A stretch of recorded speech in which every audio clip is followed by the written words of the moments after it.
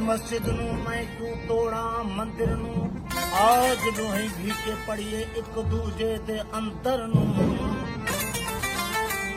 ओ आज भी सदियां वांगू कुछ नहीं जांदा मस्जिद और मंदिर दा लहू तो तेरा मेरा लगदा तेरे मेरे खंजर नू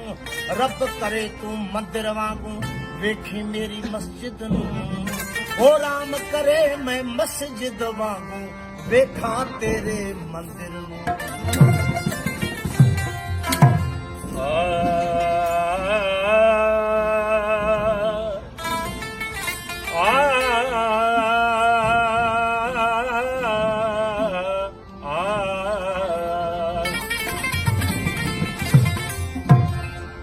किसी को कुरान में रहमान न मिला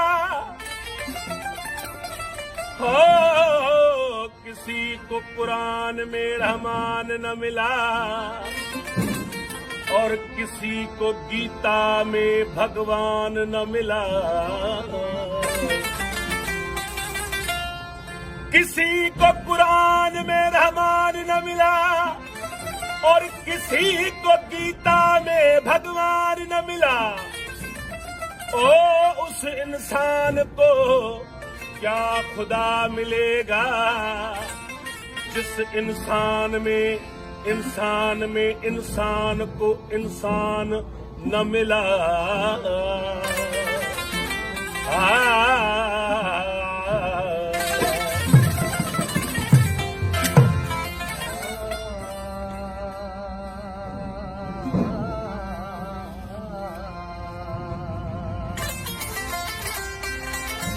ओ सात पात जिद में था सारे हैरान केसर कटा के सूली चढ़ा था खत्म खानदान केसर कटा के सूली चढ़ा था खत्म खानदान वो आहिन सब इंसान पर मज़हबन मुझाए छलिया वो असांजे इश्क जो कलमो आहे इंसान सां मोहब्बत वो असांजे आहे इंसान सां मोहब्बत वो असांजे आहे इंसान सां मोहब्बत वो असां हूं राम सां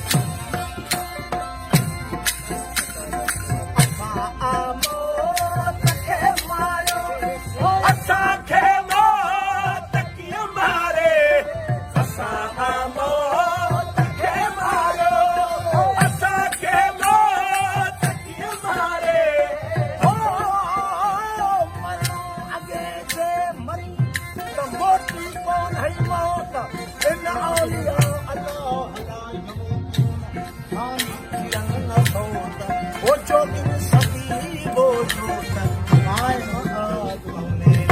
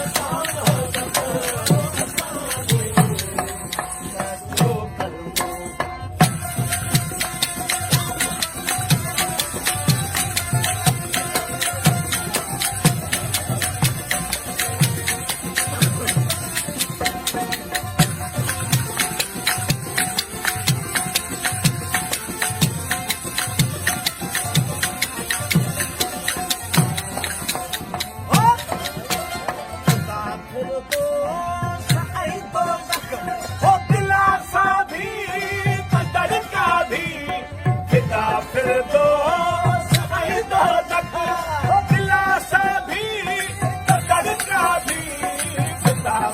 दो